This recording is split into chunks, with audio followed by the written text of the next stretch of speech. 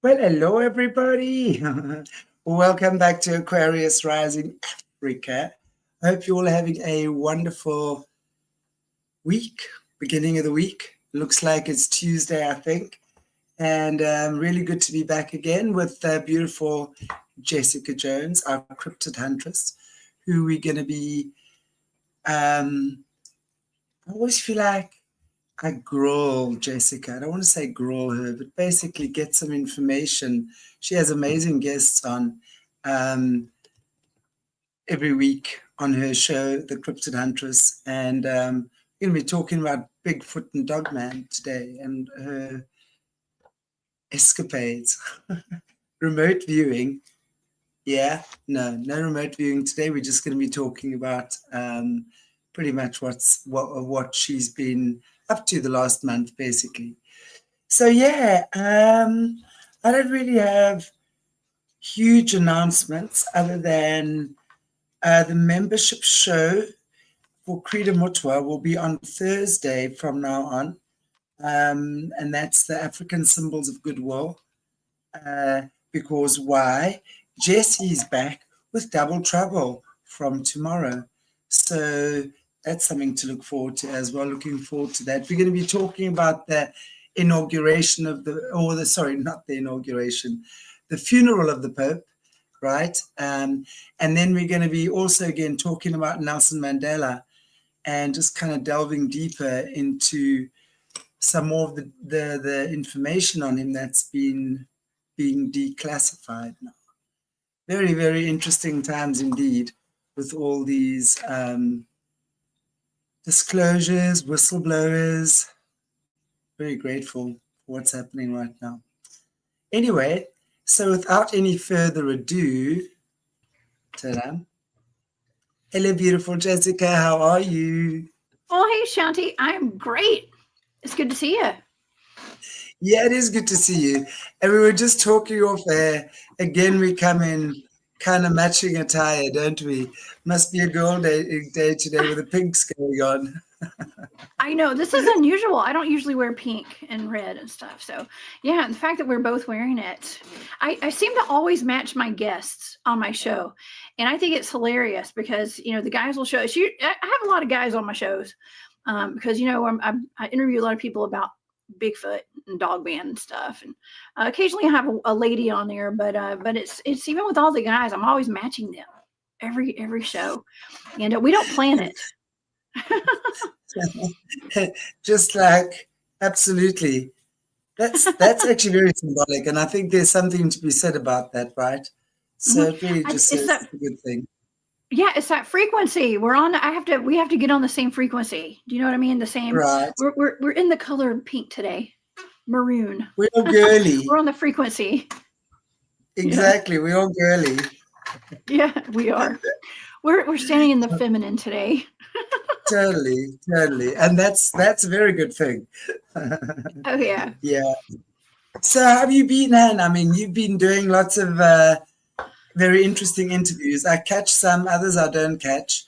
But yeah, what's been happening on your show these last 2 weeks? And haven't you been away somewhere as well? I have. Well, I've been spending a lot of time out in the woods, and I've gone on some expeditions lately, and it's wild because my shows are really focused on Bigfoot, cryptid research, things like that, Dogman, pell crawlers, skinwalkers, whatever's out there, because I'm a boots on the ground field researcher, and I've been doing that since about 2011. I've been out in the field. I'm on several different teams, field research teams.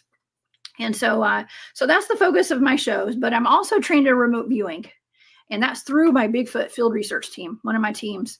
And so that's where the remote viewing stuff comes in. And I've been doing a lot of the remote viewing, but lately my focus has really been on being out in the woods and doing some investigations. And I've had the opportunity to go to some places that I've been wanting to go to for years, places that are paranormal hotspots, places like East Tennessee. I was just up there on an expedition about a week and a half ago. I spent a weekend up there, and it's a place where my shows have been focused on these areas that I go to for years. on let's just say people who have been attacked and unalived, as we say on YouTube. Okay. But people who've lost their lives under very suspicious circumstances. And they're cases that I was given as remote viewing targets. And, you know, the story goes, the story that the police are putting out and that the, you know, law enforcement puts out is that these people were attacked by packs of wild dogs. Well, I was tasked with remote viewing targets of these deaths, and I was seeing something different. I wrote down in my data, I wrote zombie bear on both of these different attacks. And you know, these are blind targets, and I'm seeing something that looks like the only way I could describe it was a zombie bear that attacked people and ripped them up and all this kind of stuff. And so I was actually right there in that area. Some field investigating. Sorry, I want to just ask you just about the zombie bear, because I know obviously there's a lot of these creatures of the night that are hanging around and being released, whatever is happening there. But what is a zombie bear? Oh, well, it turns out I had no idea. And it could have just been a bear. It could have been a dogman, a werewolf type of an entity as well. And I didn't know for quite a while. Now, here's the takeaway from that remote viewing data, though. And the two people who lost their lives, it was on the same exact road in the same exact town in East Tennessee. And it was a month or two apart, two separate occurrences. And this really suspicious thing was, okay, the female, her name was Amber Miller. She lived for about 5 days in the hospital after this attack occurred. And they said that she had lost like 80 to 90% of her flesh on her body was gone. And some dogs were found nearby, and it was kind of blamed on the dogs down the road. Some man had owned some Presa Canarios or Cane Corsos or something like that. And when she was found, they took her to the hospital. She lived, like I said, she lived for about 5 days. Law enforcement, a judge put the entire hospital, the staff, her family, everybody under a gag order where they couldn't talk about what happened to her. And it was odd. And also on top of that, those dogs were never, the dogs were never, these dogs were tested to see if they had been the ones that attacked her. They weren't. Okay. None of the dogs were taken in or euthanized or anything. So as far as the ones that were blamed, or kind of, it was suggested that those were probably the dogs that did that. So it was just all really odd. And people had been having, dogman encounters, dogman sightings, Bigfoot, a lot of Bigfoot in that area as well. And it's in an area we know as the Great Smoky Mountains in East Tennessee. And it just so happens that about a county over, not too far down the road, there's a place called Oak Ridge Labs. And Oak Ridge Labs is really interesting because this is a place where I think they opened it. It's called like the Secret City or something like that. I forgot what they called it, but back in the 1950s, I think it was the 50s or the 40s, they opened up this lab. It was kind of a secret. They worked on making atomic bombs there for the Manhattan Project. And I'm not sure if you got it, but I sent you a map that has some states on it, and it shows you where Tennessee is, just in case. I know we're broadcasting out of Africa this morning where I am. And so I don't know if you've got it. You can show the audience where Tennessee is. It's kind of in the southeastern region of the United States, for anyone who's not familiar. I live just directly south of Tennessee in Georgia. But there's a place called Oak Ridge Labs. And today, if you go on their website, they admit, it says on there that they work with CERN out of Switzerland, and they have a project where they have a large ion collider. And their project that they work with CERN is called ALICE. Imagine that. ALICE, like down the rabbit hole. ALICE, a large ionic or ion collider experiment is what they call it. And it's just like turning on CERN, like a Large Hadron Collider right there. You got to wonder what kind of experiments they're doing out there. Are they ripping through time and space and opening portals, and things are coming in and out of there? But there's also a lot of other weird experiments that are going on over there as well, as far as human-animal hybrid programs super soldier programs with our U.S. military as well. And there's a really interesting video, and someone sent that to me right after the show that I did, where I had remote viewed those two deaths, those two attacks of those two individuals. And one of my viewers sent me a message. She said, because I was embarrassed to go on air and say, oh, I saw a zombie bear, because it sounded weird. She sent me a message with a link to a video on YouTube. And it was a news video from Israeli news. And the gentleman was discussing how someone with one of the 3-letter agencies here in the United States had gone before Congress asking for funding to complete a program, to close a program out they had started decades ago on super soldiers. And this program, in the program, they admitted that they had been hybridizing humans. Let's just say, I don't know if it was like a CRISPR project, or if it was some sort of, from what they made it sound like, that they had injected bear, wolf, and lion DNA into humans and special forces soldiers in our military. And they had actually taken them in pairs, male and female, and had dropped them off in specific locations all over the world. And it just so happened that one of those locations was in East Tennessee. And I know, right? It gets wilder. Okay. So they were asking for funding because the project had gotten out of control and they needed to eliminate their assets. So that means that they needed to unalive whatever was left out there, because what they had done, they had put them into pairs so that they would see if they could reproduce after they had injected them with all this stuff. And from what I take from this, okay, is that the program started off kind of smooth, and they had collars and trackers or whatever they put on these people. I don't know, GPS devices, RFID chips or something, and had them, and were able to monitor them, and then they started having offspring, having kids and stuff, and then the kids were not able to be monitored and checked like the first wave generation, I guess. And like I said, this has been going on for decades, according to what they said in the article on the report. And so they needed to go out and eliminate it, because apparently they're going out and wreaking havoc in the communities and unaliving citizens here in the United States and all over the world, apparently. So, and my team's been out in the field. We've encountered, I have not personally, but my team, some of the guys have encountered, it's like soldiers or some kind of special agencies that are in the woods with their military attire, with their bulletproof vests, their SWAT gear with guns and everything. And they're asking these guys when they're coming out of the woods, what are y'all doing here? And then the guys with the SWAT gear are saying, well, we're doing the same thing y'all are doing. Okay. So, people, and I got to also say this too, that people who report Bigfoot on their property to certain Bigfoot organizations here in the United States, in all confidence, wanting anonymity, I can't say that word, wanting to remain anonymous, they have ended up with black helicopters flying over their house and then no longer having Bigfoot activity on their property anymore. Okay, so to say that our government is not aware of cryptids and human-animal hybrids is absolutely ludicrous, in my opinion. That's all my opinion, for entertainment purposes only, as I like to say. But I just want to reverse a little bit.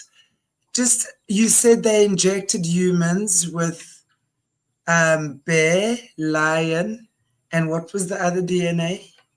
Bear, lion, and wolf. Wolf DNA. Yes. So what were these super soldiers, or was it normal humans that they were experimenting on? Well, this is what came out. This is what was public, what they let us know. Now, I think it's way more, I think it's way deeper than what we were being told, because they have us believe that they were just injecting them with some kind of, enhancing chemicals, like some DNA, like just changing things slightly. It's like they're still humans. They just have these enhanced capabilities. Right. Like the prowess of a lion, and the fearlessness of a bear. No, there were actually pictures that were included in this video from that report that they showed what looked like dogmen. Okay, dogmen. And this is really weird. Okay, this is really weird because we know that our militaries, our special agencies, there's all sorts of stuff. This is all alleged. I say we know, but it's all alleged that they are making human animal experiments and things like that, and human animal hybrids. Yeah, they've been doing this for millennia, y'all. I mean, for a long time. And but there were these pictures that came out. There's one out of Brazil because they dropped some of these experimental super soldiers off in Brazil, they said. And there's one of it like a dead dogman, actually. And it had fur. Okay, and here's another thing. They said that they were basically like more beast from the head down to the waist, and it was more human from the waist down. And and that was on purpose. Was that disgusting video of this creature lying there? Are we talking about the same? Because this is like lying on the floor and he's making these hideous noises. Is that the one? Well, there is a video that's going around that looks like a werewolf that's panting on a table. Now, I was told that is actually from a movie, and that's not real. But I don't know. Yeah, I was told that was actually from a movie.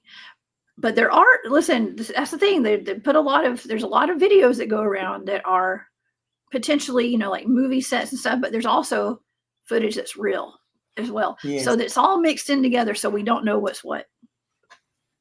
And yes, it's about discernment, isn't it? It is. Yeah, again. Because it all can look real. This picture does look like a decomposing body of what looks like a werewolf or a dogman, actually, out of Brazil. You can find it online if you just look up, I think it's dogman in Brazil or something, but apparently what I was told is that is one of the assets that was eliminated, so to speak. And I've had people that have come forward to me claiming to be contracted by particular agencies to take these things out. So I want to just find out then, what did they look like when they had all this enhancements injected into them? I mean, what shape did they take? And unfortunately, I'm looking in this flippant thing and it won't switch into the pictures now. That's okay. Sometimes you can just talk. That's frustrating. Use your imagination. Yeah. Well, according to what I saw, the pictures that they were showing, it just looked like human animal hybrids, basically, kind of like what a dogman would look like, they look more beast. And that's kind of the point of what they were saying, is that the beast had taken over. Okay, so they had lost all the humanness at this point, and the beast had taken over. I think the first generation of their experiment had some human capabilities, human thought process, and a way to, problem solve and have empathy a little bit and all that kind of stuff. And as they were reproducing, they lost that. They became more beast. So here's another wild part of it as well. So they say that a former first lady, Miss Clinton, actually was a big part of this program. She and her husband, President Clinton, were very much a big part of this program, and it had a very satanic ties to it. And I know that is one of the things that you talk about a lot, are the SAR. Is that how you say it? Yeah. And right. and secret society kind of stuff, but it was very ritualistic. And and I also go out and do investigations of skinwalkers and skinwalker caves and things like that. And I'm getting to know how it works a little better now. Okay. And because I go out and I hunt for it. Okay. I look for it. I'm not like hunting, like I'm going out to, I'm investigating and stuff, of course. But they said, okay, so part of it is that they said that you can find where they live, because the question is like, well, where are these things staying, where they live, like what is going on, and I do a lot of investigations of like caves. I talk about caves a lot and tunnels. I just did a show yesterday on caves and tunnels and the cryptids and the creatures inside these caves and tunnels all over the world, because that's part of where I go and investigate stuff. Yeah. And a lot of these caves lead down to deep underground military bases as well. Absolutely. And so we have to wonder, what are all these inner earth creepers, as I call them? What are they? And what should we look out for? Well, according to this article, which I stand behind this article, I really do appreciate that guy put this out on to the public. They said that they are designated into particular caves in remote areas, and you can tell which caves they're in because they have a pentagram painted on the outside of the cave. And they said that the Clintons were heavily involved in this program, and the former First Lady was very much involved in the ritualistic side of it, and the conjuring, I guess. Yes, I mean, I remember right at the beginning when I first started interviewing Jessie. What's it, 4.5 odd years ago now? That was one of the first stories she brought out, was HRC and her wicked. She was apparently really, really hectic in terms of how she lusted for blood, the extreme she'd go to, and yes, very ritualistic, very much so. Well, they said that she was actually, I think that they may have kind of started working on this program back when he was President Clinton was actually Governor Clinton of Arkansas. And, and that whole area in the Midwest is highly, highly strange, let's just say. And I actually took a trip. I used to work in government, okay, on a state level. And I went with, I worked with all of our politicians, actually. So I got a good taste of that for a good 20 years. And I would go on trips. I was good friends with most of the legislators out of my state here in Georgia. And we would go yearly and annually, we would go to this conference for all the women legislators, especially in the South down here in Georgia and all over the South where I live. And we would get on, all the ladies, the legislators from my state, we'd get on a charter bus and we'd go to these conferences together and stuff. And one of them was in Arkansas. And I actually have a picture. This was right after the whole, oh God, I hate to say this, but the Monica Lewinsky stuff. And I wasn't thinking. I actually had on a blue dress, and I was they had a replica of his office, and I acted like I was on the phone. And then I was like, oh wow, that doesn't look good. But anyways, we won't go there. But anyways, I went there. It is places like this and out west, even in Missouri. I was talking about the Ozarks yesterday on my show as well. A lot of werewolf sightings out there. Dogman and werewolves. And it's hard to tell the difference between dogman and werewolves sometimes, but werewolves do have a very ritualistic background, almost like skinwalkers, I guess you could say. But a lot of black magic, Satanism, all that kind of stuff, just ritualistic background there. So if you're wondering, maybe they say that that's kind of where some of these programs were conjured up, I guess would be a good term. Was out there. And yes, I am not suicidal. Okay. I love my life. But I think it's important that we do talk about this stuff, because it is, yeah. And I just love Jessie. I think she's wonderful. And it's so wonderful that she's actually bringing all this to the forefront. She's been doing this. She's a trailblazer. She's been doing it for a while, talking about this stuff. And I'm just learning about some of these things and the connections to, like I said, I worked with politicians for nearly 20 years, or actually more than that. I used to volunteer before I ever got paid. Okay. And so it's all connected. There's just a big connection, and it's really scary. Did you, just as a matter of interest, when you were working with the politicians back then, did you notice anything dodgy from them? No. Was there anything weird going on? We did have one of our state senators actually oh gosh, I hate to say this. Her name was Nancy, and she rest in peace. Okay, God bless her.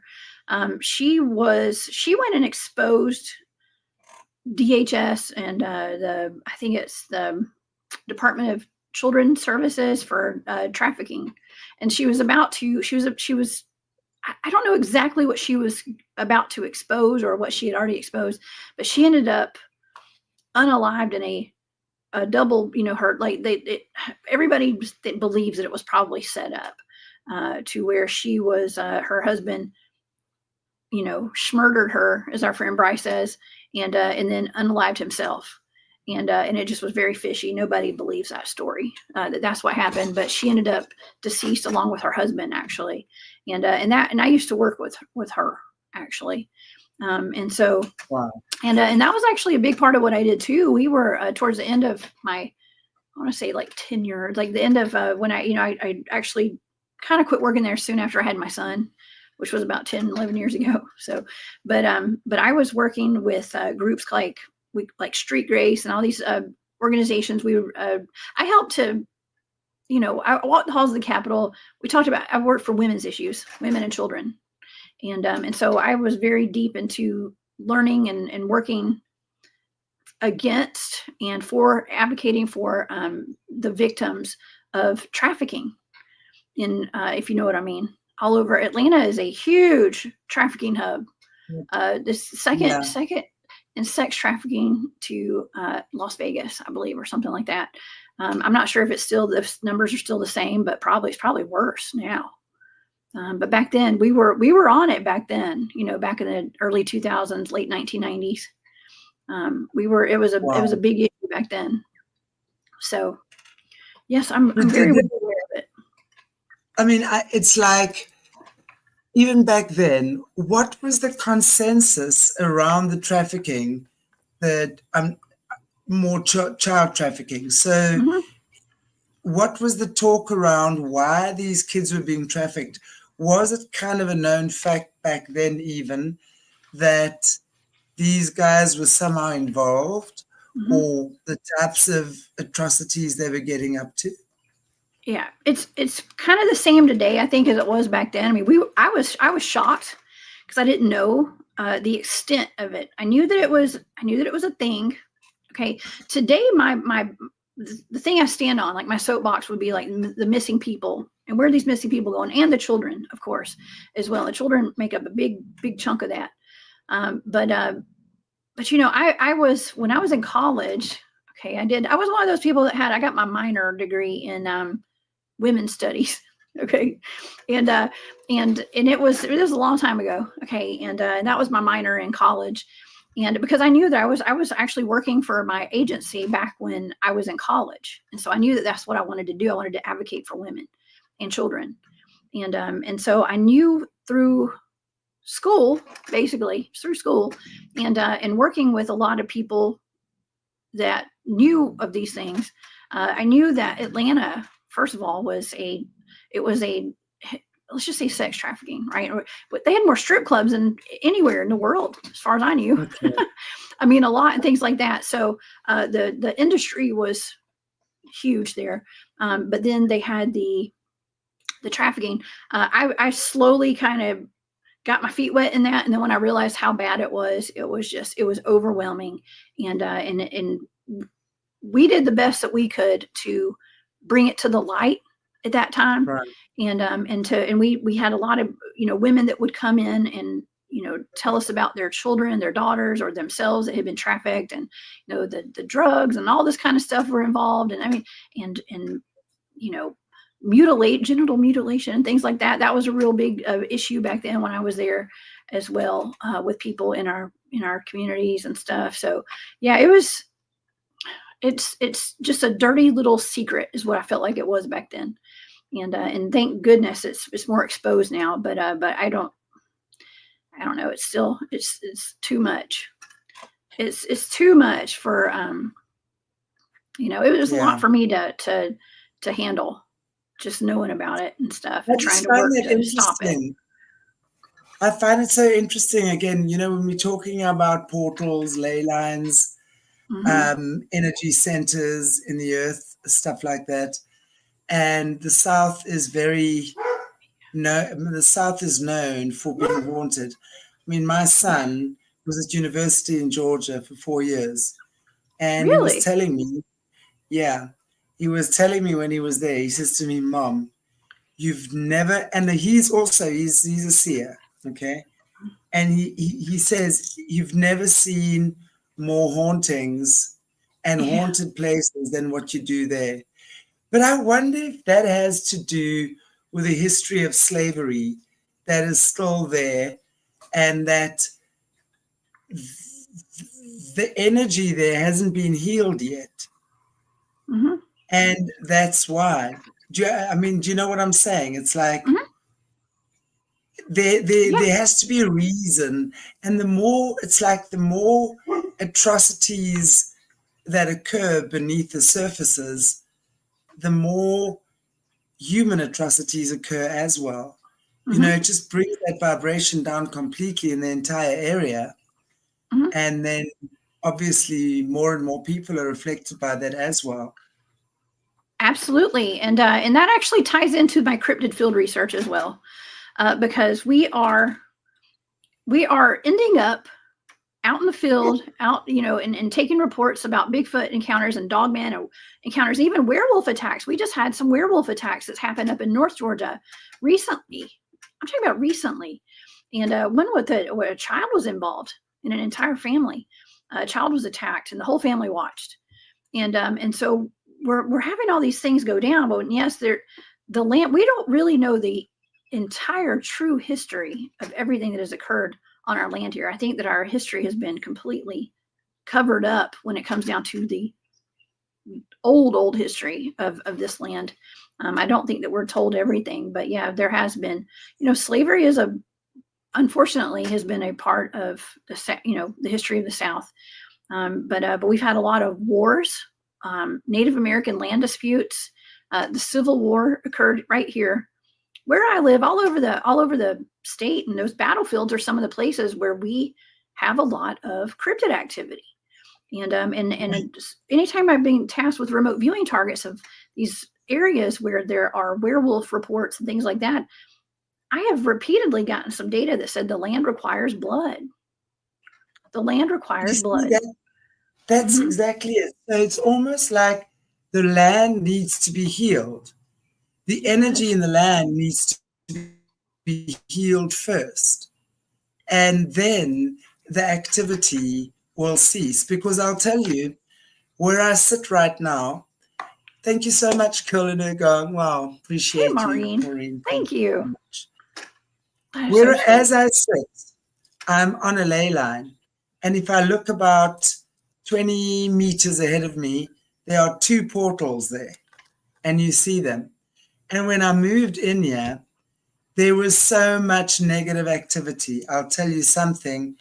This place was, and thank God I spoke to someone in Australia who knows about, actually Rachel Vaughan, and she knows, and she said, look at that.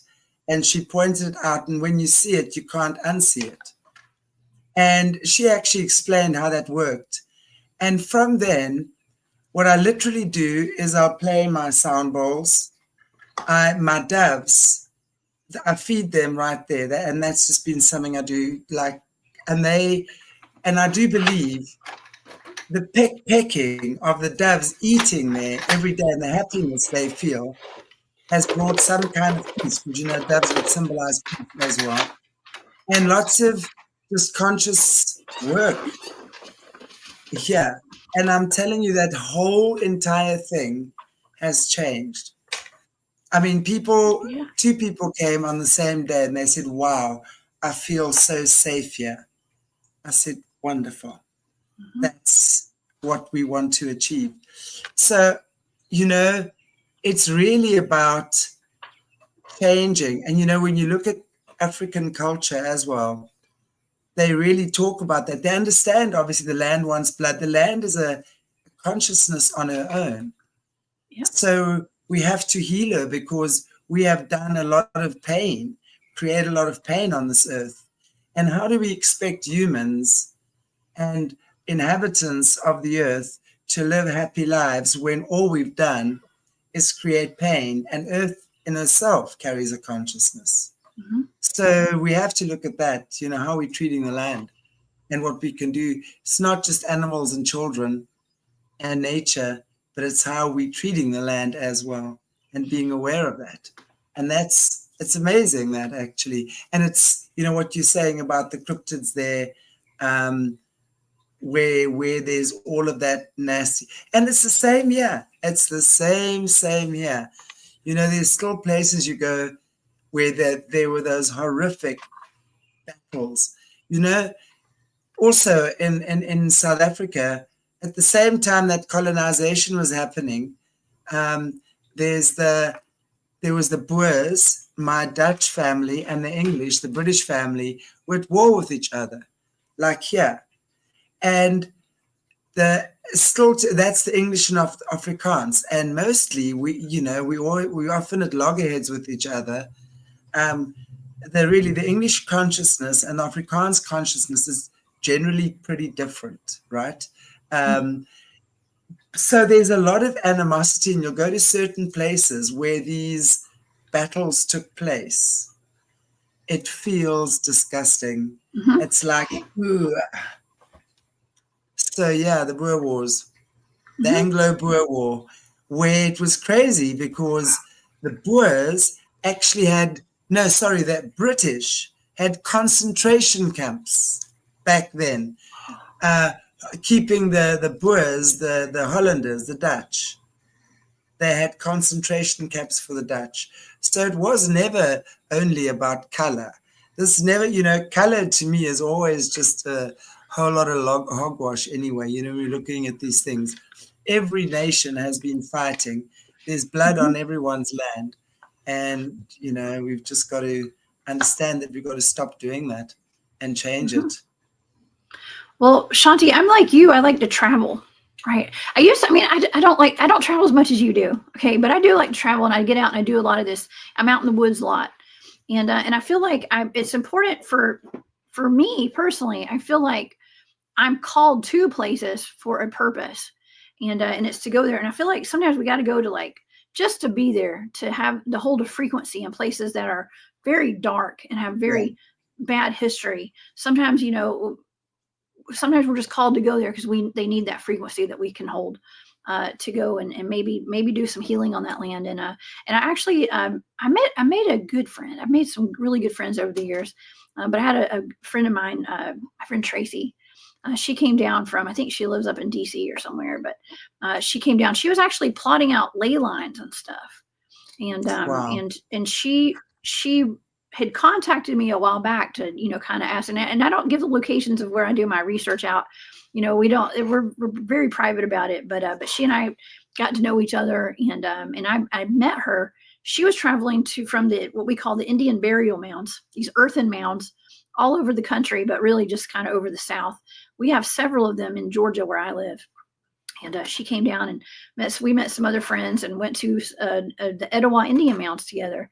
And I ended up taking them to a spot where they call it the North Paulden Dogman, or the werewolf. I took them there. It was only like 10 miles down the road from there is where we have Dogman and werewolf sightings out there. And I know that from the sheriff's department. They get calls. My sister used to be a dispatcher over there. So I got all the information about the people that would call in with werewolf reports from that on that road right there. So I took them there, but it was a very healing type of a trip that we took out there, and very clearly the ladies that were with me, they're like, we're here to kind of try to heal the land here and change the frequency. And they had been taking a tour all over the South, and they're from all over the country and from Canada, and we're kind of doing that and anchoring in that frequency everywhere they go. I loved it. I think that's what we need. That's amazing. One of my good friends as well recently went over to Peru, and they were doing that. I mean, she literally maybe a month ago, she came back, and it really is, it's just understanding. It's just doing things with consciousness. That's all. We treat things respectfully and with consciousness, and that's when the awakening and the healing happens as well. Interesting times indeed.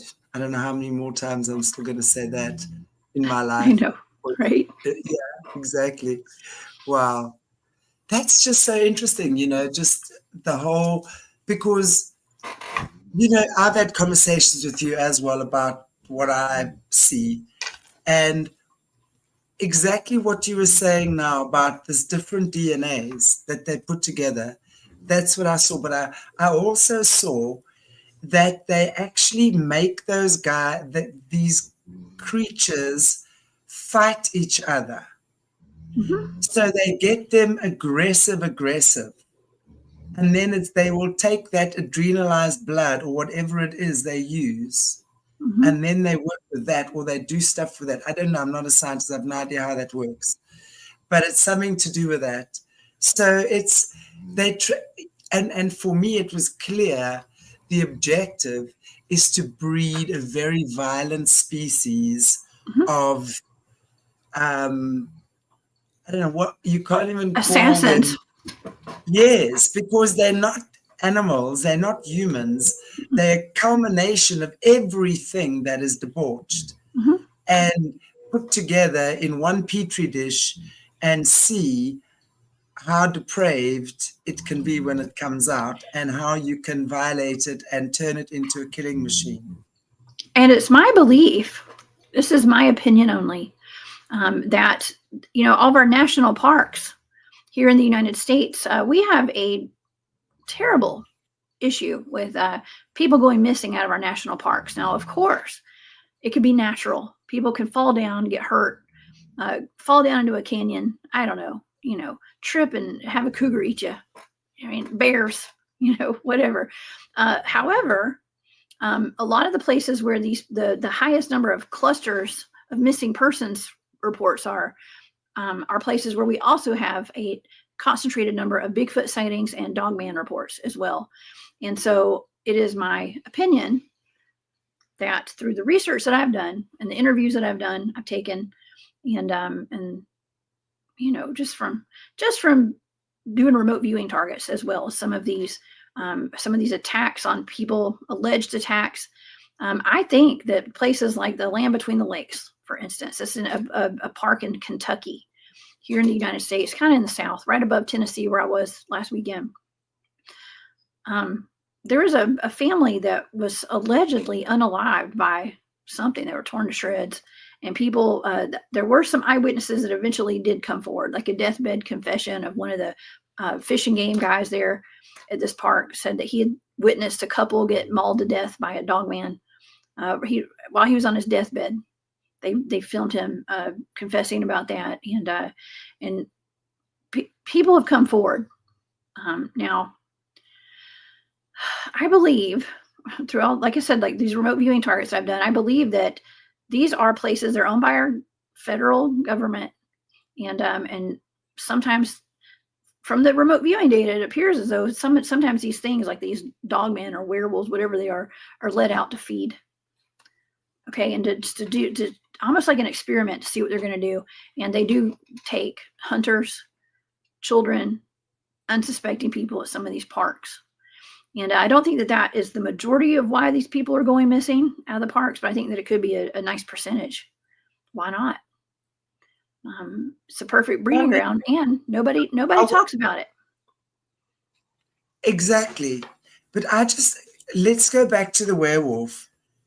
And I know we've discussed it before, but I just want to get clear again for my own brain to be able to process this, because it's not something that I like processing. It's something I'd rather not process.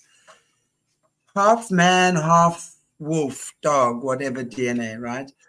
But the man that they're using, is that like a proper healthy man, or is it someone that has maybe been wounded in battle? Like, what I think about, what was that movie?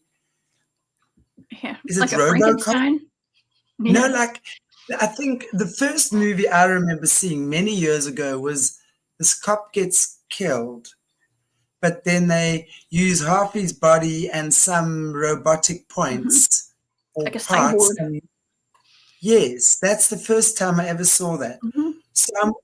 So I'm wondering, is it like that? Maybe a damaged man that still has workable ligament, like limbs or something. I know it sounds crazy, and then I don't know. Or is it No. a guy that Well, they just inject with this virus? And according to what I researched, they said that they were actually volunteers. Okay, but here's the thing about our military is that everybody's a volunteer. Once you get in there, you sign the waiver, and you don't have a choice to do your free will goes out the window at that point. You're kind of property of the government at that point. So how volunteer could it be at that point? But hang on. If you think of how the Luciferians work, right? You have to give consent. So they would have needed to have consented on that level. So I'm wondering if they really, through not necessarily taking them against their will, but if you look at their whole military programming, and especially the high level black magic type shadow military programming, I think it's a process that these guys become more and more and more and more. They lose their humanity more and more. That's what it is. That's exactly what it is. They make them do the most disgusting things from when they're children. Blood and killing and pain and suffering and torture becomes the order of the day.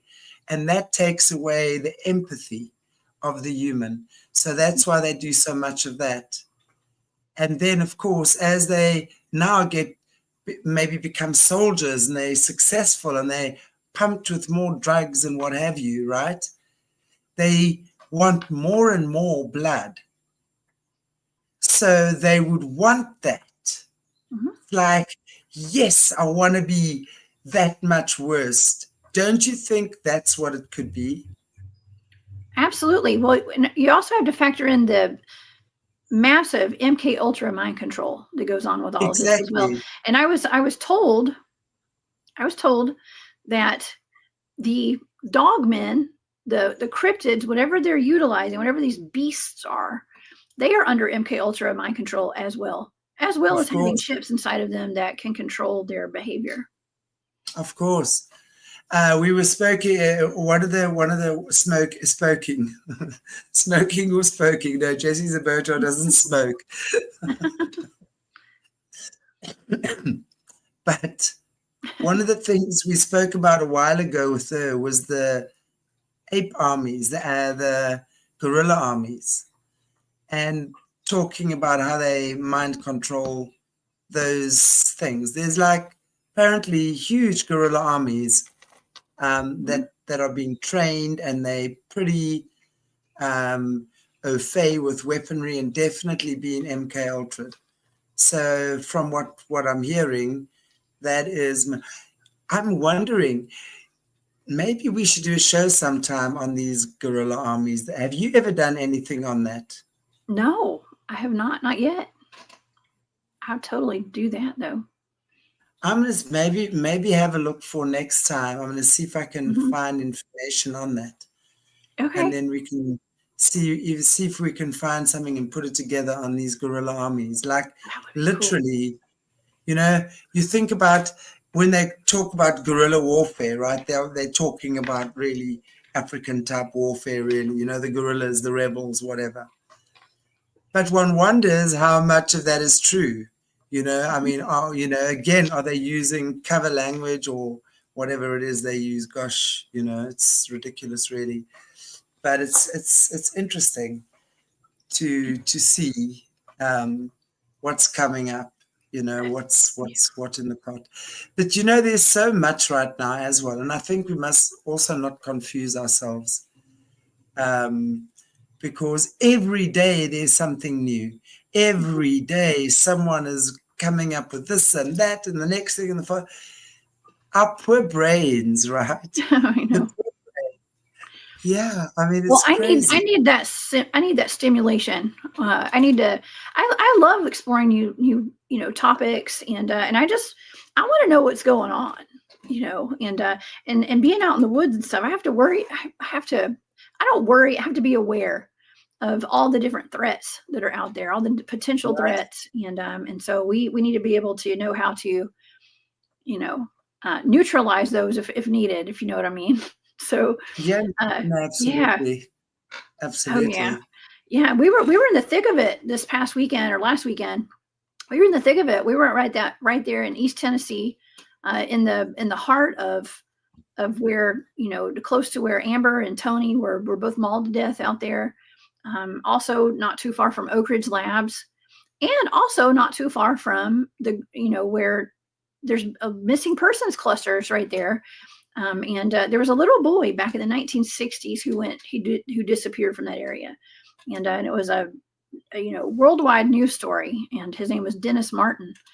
He went missing from the Smoky Mountains, and I don't believe he was ever found. And I had actually been tasked with his disappearance as a remote viewing target, because people were always curious. They thought that a wild man had taken him, like a Sasquatch, or feral people as well. And when I had remote viewed that, I actually was picking up on, it was a blind target, so I was picking up on trafficking. I picked up on trafficking, like human trafficking, with his disappearance. And it just so happens right after I did that, someone had came out with some kind of video or like a short that started going around the social media web. You know what I mean? And they were talking about how, like, there's a theme park up there in Gatlinburg, and it's got the namesake of a very famous country music singer who I've met before, by the way, who's a sweetheart, but she's very much into the Shilluminati, if you know what I mean. And Who as are we Bryce says, talking? Yeah. her name's Dolly. Dolly, she's got a place, Dollywood. Okay. And this is for entertainment purposes only, y'all. Okay.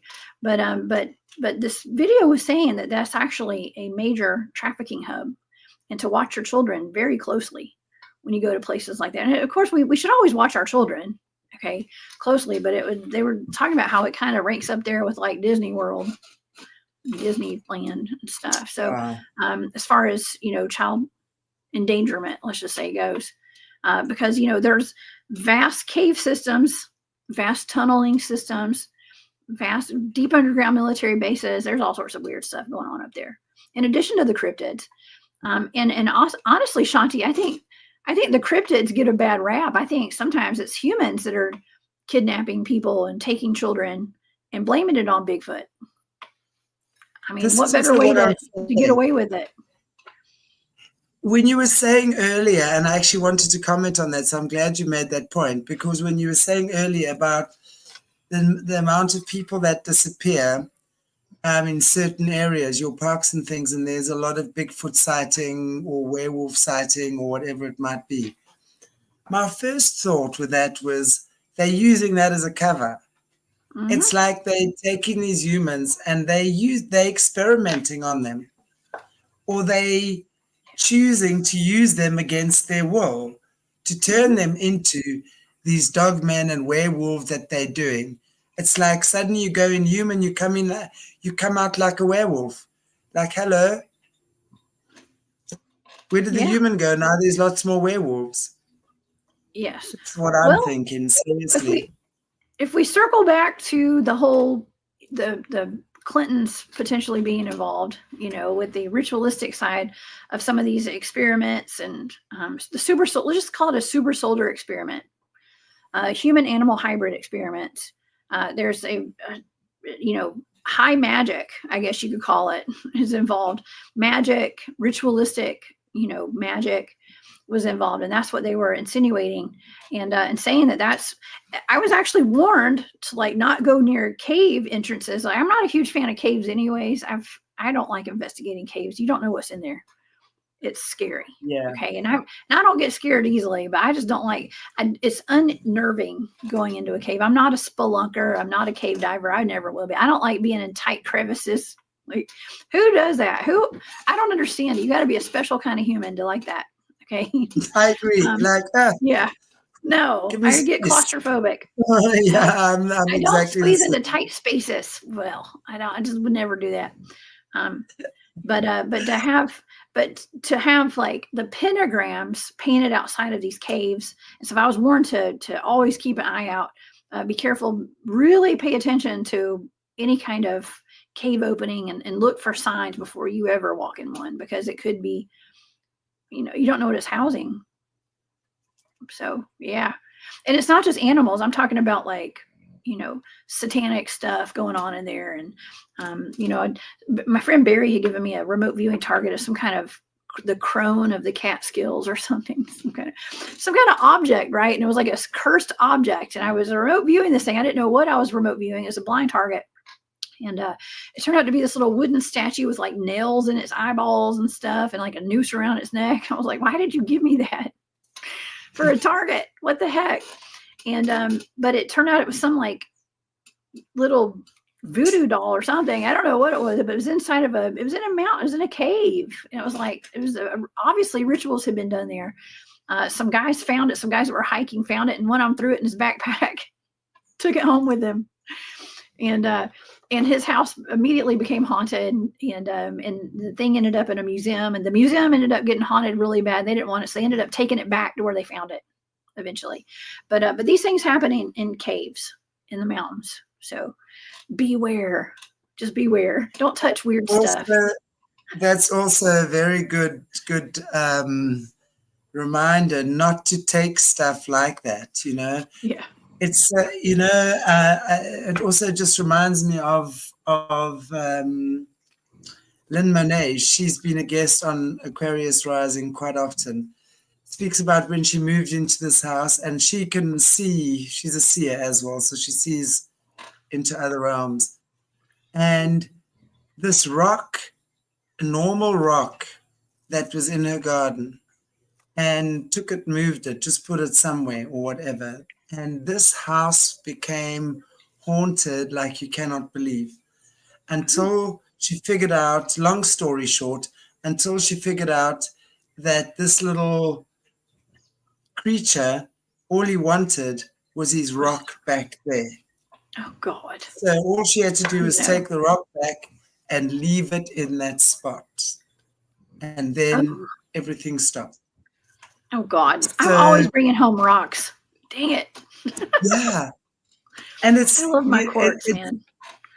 But also, here there's kind of like, the African way of doing it is if you take a shell from the beach, and you're going to take it away, then you must bring a piece of wood or rock or pebble or sand or anything from where you come.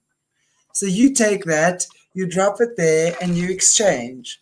So there's not just a taking and a taking, there's a conscious exchange of, okay, I'll take some of you there and you can take some of me back. That sort of thing. Smart. Very interesting. Yeah. Very smart. I mean, rocks are amazing. I agree. And rocks, of course, are the most ancient, I want to call it an element for Earth. Earth is the element, but rocks, of course, are the most ancient. So you got to know how much knowledge they hold. If you just think about how long Earth's been around and how much consciousness these rocks hold and information they hold. Absolutely, we love rocks. Absolutely, we love rocks. And there's actually all of the places that I go and investigate with Bigfoot and cryptid sightings, they usually have a vein of quartz running through them. There's a lot of quartz, and most of the places that we go and do research, lots of quartz. And I usually bring home at least a chunk of it. And I do ask permission. I saw Maureen say that. I just asked permission. I've asked permission. Yeah. Is it okay if I take this? Yes, that's okay if you come home with me. That's super important. And I mean, you'll know very quickly. I remember once we went into the forest here and we were picking mushrooms, but we wanted magic mushrooms. So my friend knew what magic mushrooms were, right? So we go, I have no idea what a magic mushroom looks like, but hey, I'm partaking in this adventure. Take a little bite of everything. Oh, totally. and then we got to the forest and we picked these mushrooms, like, right, everything on her. Yeah, that one, because some of them are obviously very poisonous. So that's the whole thing. You don't want Well, you're to pick the alive, poison. so you didn't So how die. hilarious is this? So we take the mushrooms out and I put them in the kitchen. I come back an hour later, they vanished. God, there was like little like evidence, like I can't even like grains of wood. That What? was where they disappeared into thin air. Those mushrooms. I said, "You really are magic, aren't you?" Oh my gosh! It was the Somebody funniest stole thing I them. ever saw. No one stole them. They really just, you could They just see like, vanished. yes, and where they were was like a thin brownish strand that was like almost Oh gone my! to ashes. It was bizarre. Oh my! The little It's elf like, or the gnome that you took those from just came and opened up a portal and grabbed his little mushrooms back. it's Ran back home. like screw you. You did not ask permission. That's funny. Give me That's back funny. Well, my you know, mushroom. maybe they were poisonous. Here's the thing. Maybe they were poisonous, and someone had to get those away from y'all, or else you might not be here today. Exactly. Your guardian angel was watching over you. That's what that was. God was like, nope, I'm gonna take those because we need you. Yeah, that's wild. That's funny. Exactly. But anyway, I mean, we had such a good chuckle. But I kid you not, hers were there. Hers were still there, but they'd shrunken. And we lived like a few houses away from each other. It's not like we even lived in a different area. And we'd both put them in actually bottles, glass bottles. And hers had shrunken, and they'd become like dry. But they were there. But mine, shoo, gone. Well, maybe your cat ate them or something. Do you have an animal? They're in the bottle. They're in the Dang. bottle. That is Yeah. wild. That's wild. Yeah, that's like what Ingrid's saying, yeah, as well. It's probably why I'm still alive. So I think That's they had a true. guardian angel or two. Don't eat that stuff. I always say I'm your ride or die friend. If you say to me, let's go, I'll go, where we go? Yes, we go. Definitely. Yeah. Let's go. Everybody needs a friend like that. Anyway. For sure. Totally. Wow. I'm not sure, Jessica, if there's anything you still have for us on your investigations for this week. Oh man. Well, you know what? We got a lot of great evidence when I was out on that investigation. I don't know if you can pull the pictures up, but if you can't, everybody can go to. I can't flick into the pictures now. It's so crazy. But you know what I'm going to do? Sorry to interrupt you. I'm going to show them. I'm going to put them on one of the community community YouTube community, that thing, because they're on here, but I can't. It won't allow me to flick into where I can show them. Sometimes it's does okay. that. Sorry. Well, and people can go to my social media as well. I'm going to post some of the pictures from our. I've got them on my social media, like in little short videos and stuff.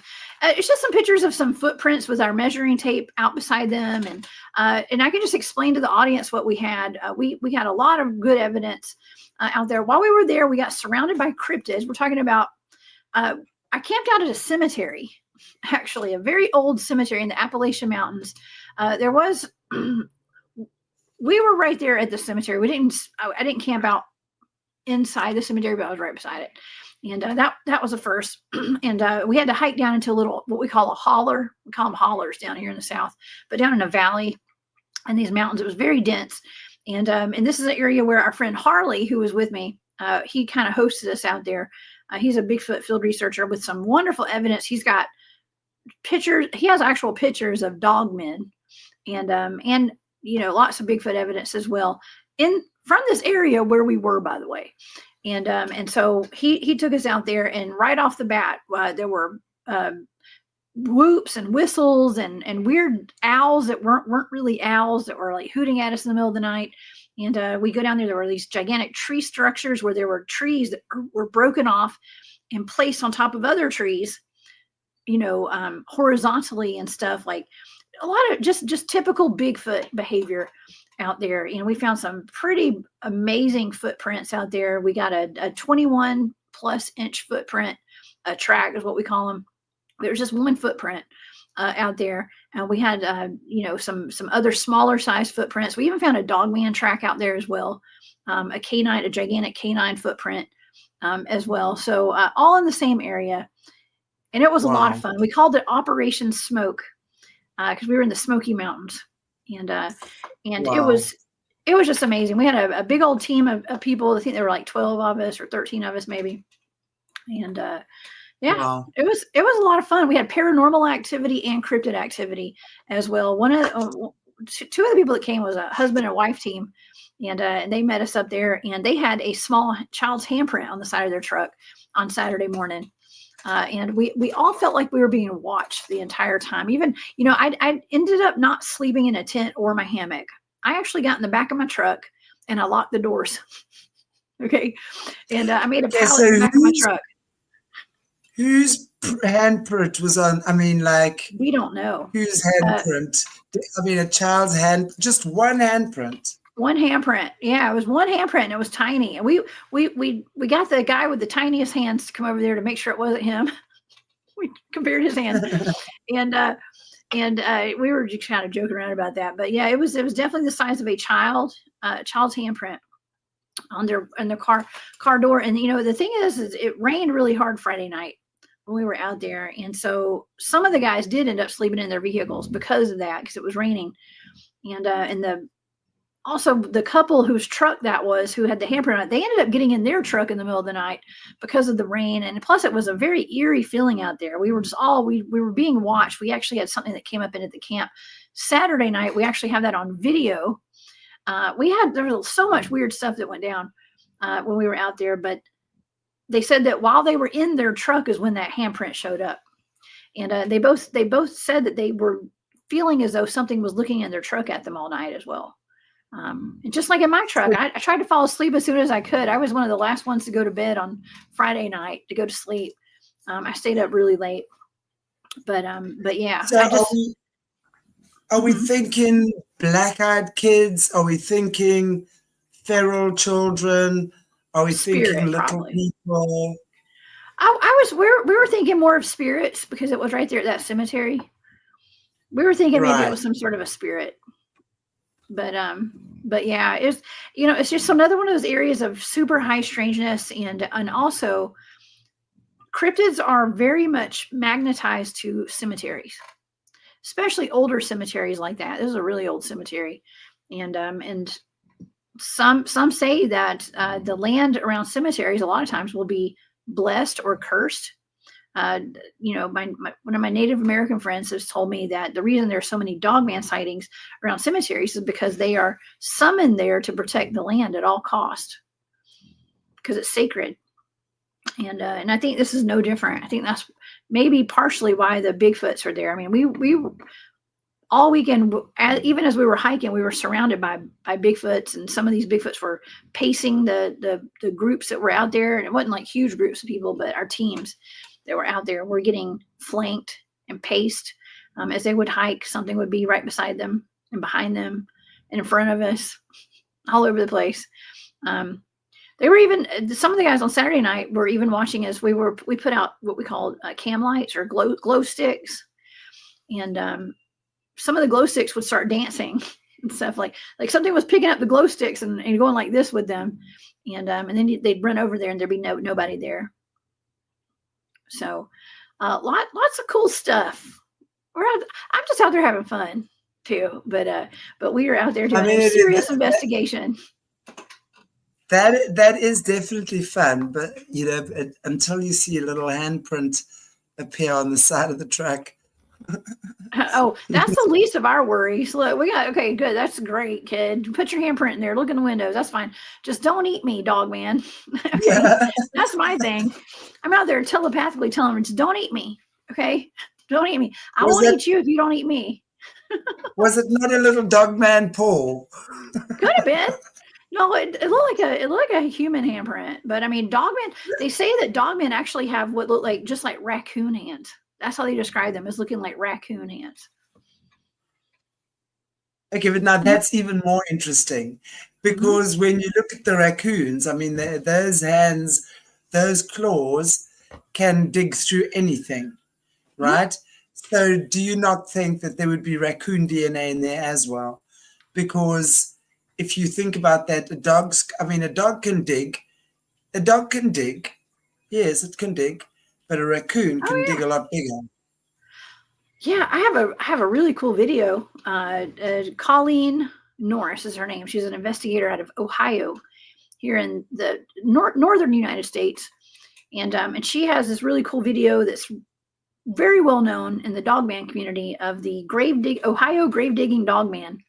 And this thing is like these two girls. It was actually Colleen's daughter's some of her best friends were on their lunch break or their dinner break. They worked at a local restaurant in this town, and they said that they took a break and they drove through just a local cemetery. I guess it's a small town, probably not a lot of places to go. They drove through the cemetery. Maybe they were smoking or something. Who knows? I'm not saying they were, but they just drove around on their break, and they drove around and they saw this. What they described as, you can hear it because they were filming it on one of the girls had her cell phone out and she was filming it. She was like, well, what is that old lady doing over there? They described this as a dirty woman. They said that was like a dirty lady over there. What is she digging over there for? And you can see this thing just going nuts into the ground, like a woman just like digging or something. And then as they got closer to it, you could tell in the video, it was all black and it had pointy ears and long arms, longer than a human's, and it was just digging violently into the ground at a gravesite. And Colleen, actually, the girls got in touch with her. She went there either that night or the next day. I think it was either that night or the next day.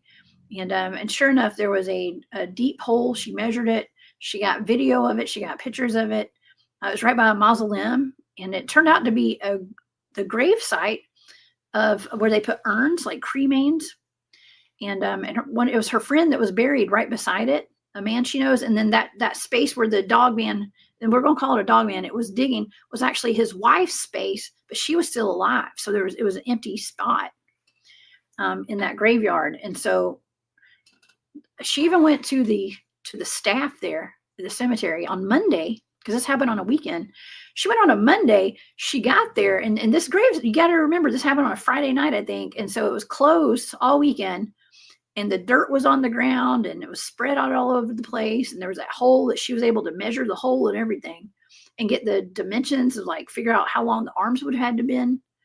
And this thing was on its knees, like digging frantically. And she went to the cemetery on Monday morning, and the hole had been covered, and it had a mound over it of dirt, like someone had been buried there with flowers in it. And see, the staff there obviously didn't know that there was a video of like a dog man digging that. And she went and she asked them, she said, hey, what is this? That's my friend's grave right there. Like, she's not dead yet. What happened? And they were like, oh, we just think an animal came and dug this up. It happens all the time. Happens all the time. Yeah, basically. Wow. Yeah. So what are these things digging for? So, but that's just to go back to the point of the dogmen are diggers. Absolutely. And there's a video to prove it. I don't think it's a person dressed up in a costume either. No, I look, I think that you're always going to get the people that are going to try and do that to try. You're going to get that. But I definitely don't think that these things are, I mean, I definitely do think they are around and they're real. It's interesting that why was he digging in the graveyard, in the grave type thing? Is he looking for, again,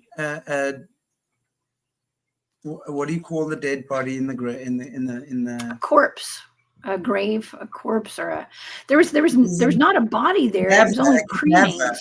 a cadaver. Oof. A cadaver. Yeah. What Well, are they doing with it? That's gross. well, here's the thing. There is. I don't want to say there's a little bit of humanness in them. Okay. But some say there is when they encounter them. They have a slight human side to them, and some of them even say words and will say people's names and stuff. They can say like, and that goes back also to the dog-headed men or the dog-headed people, the cynocephali. You go to look at old world maps from the 1500s, and there's dog-headed civilizations of dog-headed people on these maps. And even, what is it? There was a King Arthur was said to have fought an army of dog-headed men in Edinburgh. I mean, historically, there are historical accounts of dog-headed people that go back centuries. And they said that they spoke, they wore clothes. They were just like, they had human bodies. They had intelligence of humans, but they were also a little bit beastly, and they would bark. There's tales of some of them even, I want to say, cannibalizing humans, eating humans, but it was only after, like, if they were at war and they were eating their enemies or something, or, it was out of disrespect. Basically, they would eat humans occasionally. But they would trade with humans. I mean, this is in historical accounts that they were not bad. They were not bad people, dog people, bad dog. No, I think I get that, and I would not like to eat a human. That's no, it. no, absolutely I think not. we might But be a there are little bit people that tough. still do that. Yeah, I think we might be a little bit tough. tastes like chicken. I'm just kidding. The other white meat. Oh my man. goodness. Wow, how interesting. Well, I mean, I must say, I thoroughly enjoy your information and the conversations we have. So, Thank you. yeah, is Me there too. I anything always else have fun when we come over here. When I'm over here hanging out with you, we always have good conversations. Yeah, we do. We really do. We've Yeah. got very cool people. Yeah, cannibal humor. We have. Cannibal humor. I mean, if we're not laughing, we're crying. Exactly. Why not? Yeah. There was a song that came out, and gosh, I know I'm going to bring up Katy Perry. I know our new astronaut here in the United States. But she came out with this song, and I remember hearing it, and I was like, God, I love that song. It's so cool. It's called Bon Appetit. I was like, oh, okay. And it's got some rappers from Atlanta that I know of, and I was listening to it, and then I saw the video, and it was like her being eaten at a dinner table, and I was like, I can't listen to that anymore. I don't like that song anymore. Yeah. Absolutely. We're showing us in plain sight all the time. Yeah. That poor girl, I don't even think her real body exists anymore. I think she's so replicated. Oh my goodness. Anyway. Absolutely. What They're can we all say? replicants. Yeah, as the girl in the gong says, I went to space and I liked it. Yeah, right. Oh my word. Anyway, wow. Everybody, thank you so much. Jessica, thank you so much. Is there anything you have for us in closing? And again, you can just tell us what you're up to for the next couple of days, where people can reach you. Oh, thank you. Well, I am actually going to be in South Carolina this weekend. I'm just going to be, I'm the keynote speaker at the Myrtle Beast Bigfoot Festival this weekend. If anybody's in the United States over in South Carolina, y'all come see me. Oh, Dennis is over there in South Carolina. What's up, Dennis? And so I'm going to be there, and you guys can always find me at the Cryptid Huntress on YouTube. That's my YouTube channel. I have 4 live shows a week, every Monday, Wednesday, Thursday, and Saturday. And you can just find me anywhere online. I'm at thecryptidhuntress.com, and just find me at the Cryptid Huntress. I'm all over the internet. And on X, I'm Huntress Jessica over there. It's the only one that's different. But yeah, you guys can find me over there. I'll also be at the Full Disclosure Now conference down in Florida in July. So y'all come see me at that. And I got a discount code on my website. If anybody wants tickets, please use the discount code. It'll definitely help out on the cost down there. So, but yeah, please don't live in fear, y'all. I know I talk about a lot of scary stuff, and I'm out here chasing monsters in the woods, but I'm fine. I'm having fun doing it, and I want you guys to don't live in fear. Live in awareness. Always pay attention to your surroundings. Don't walk around with earbuds in your ears, y'all. Pay attention where your kids are, and just be aware. But enjoy everything this life has to offer while we're here. Okay, and that includes national parks. And thank you for having me, Shanti. It's always such a lovely, lovely, lovely pleasure to have you. We look forward to the first Tuesday of the month when we have you again. And we, just to keep you updated again, guys, Jesse Zabota, Double Trouble with Jesse. And then, of course, Dr. Dennis on Thursday again. We're going to be talking about familiar spirits on my show with Dr. Dennis on Thursday. And Friday, 12 o'clock my time. That's, I don't know what time for you. Then I have Joanne Breeze, survivor from Australia. And yeah, Joanne says, sorry, just get that one. No fear, yeah, my Joeys will protect me. So yeah, the Australians. Yeah. Oh, Shanti, I was going to tell you too. I thought about you the other day, and Joanne. We had a kangaroo that escaped and it was hopping down the interstate around here. I don't know where it escaped from, but it's not from here in Georgia. Okay, I think it was in South Carolina actually, but somewhere close by. There was an escaped kangaroo on the loose, and I think they finally chased it down on the interstate somewhere. So, but what? Where did it come from? I have no idea. Probably from a zoo or someone's private farm. There's no telling. A sanctuary, maybe? I mean, I don't know. We don't have kangaroos here. It's 100% not native here, as far as I know. Wow. I've never seen one. That is crazy. But I mean, even if you have a kangaroo in the zoo, it's got to have a very big space. Mm-hmm. It was kind of a little one, actually. It was probably a teenager. Yeah. They found it. They got it. It's back home, wherever it came from. I think it was in the back of a cop car. Got busted. It was in handcuffs. I'm just kidding. Anyway. Oh, wow. I hope it gets away to wherever it wants to go. Oh, my gosh. Seriously. Cool. Okay, guys and girls, thank you so much. Yeah, that's what I'm thinking, Joanne. Someone stole one. Stolen kangaroo. It's like they're being trafficked. That's exactly what I felt. Terrible. Felt like it's not even supposed to be there. Yeah. Anyway. Okay, guys and girls, we will see you back tomorrow. Take good care. God bless you all and have just the most awesome day ever. And remember, just live your life like it's golden, because it is. Goodbye.